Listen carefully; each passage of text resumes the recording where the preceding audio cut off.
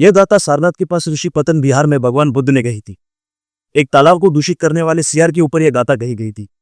वर्तमान समय में भिक्षु संघ जिस तालाब से पानी पीते हैं उसी तालाब में एक सियार ने मलमूत्र विसर्जित किया है। कुछ भिक्षु उसे सबक सिखाने के लिए पत्थरों से मार मारकर जख्मी करके भगा देते। सियार डर जाता है और दोबारा उस तालाब की तरफ नहीं जाता। अब एक तरफ बुद्ध बात करते हैं अहिंसा की और दूसरी तरफ उन्हीं के ही भिक्षुओं ने एक प्राणी को जख्मी कर दिया। तो सवाल यह उठता है कि गलत को रोकने के लिए पत्थर या हथियार उठाना क्या सही है? इस पर भगवान बुद्ध एक अतीत कथा बताते हैं जिसमें इस सवाल का जवाब हमें मिलता है। आइए जानते हैं अतीत की कथा।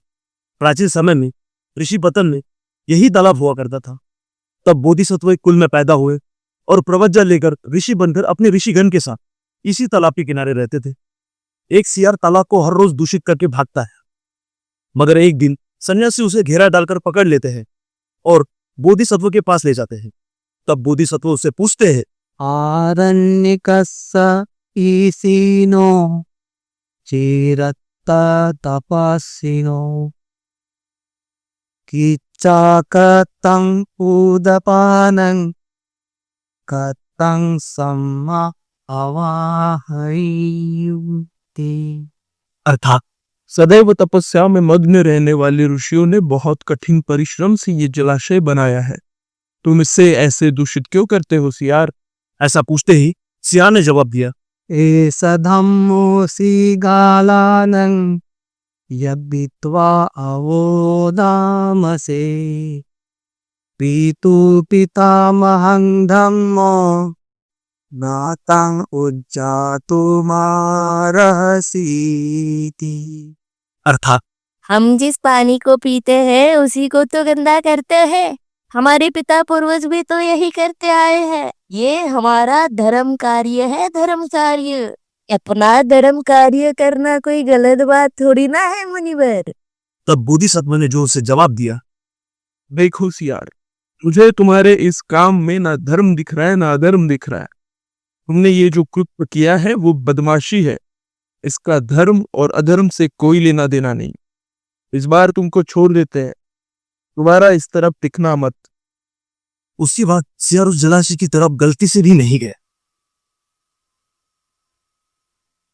नमो तस् भगवतो अरहतो सम्मा संबुद्धस्स।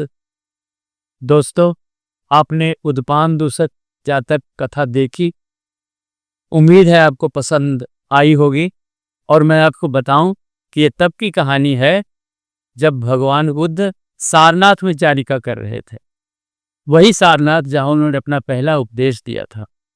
और भिक्षुओं में ये समस्या उत्पन्न हो गई थी कि उस सियार को जो हमने पत्थरों से मारा है ठीक किया या नहीं। तो इस कथा की मदद से भगवान भिक्षुओं को समझाना चाहते थे कि अगर सियार को घेरा बनाकर डरा भी देते तो वो भाग जाता।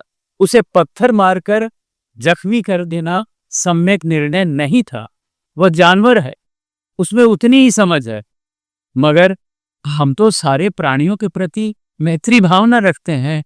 हम मनुष्य जाति के हैं, हमें सद्भावना ये रखनी चाहिए। जब तक आवश्यक ना हो हिंसा नहीं करनी चाहिए और हमेशा सम्यक निर्णय लेकर समस्या का समाधान करना चाहिए। यही भगवान बुद्ध की प्रबंधन का संदेश है। नमो बुद्धाय।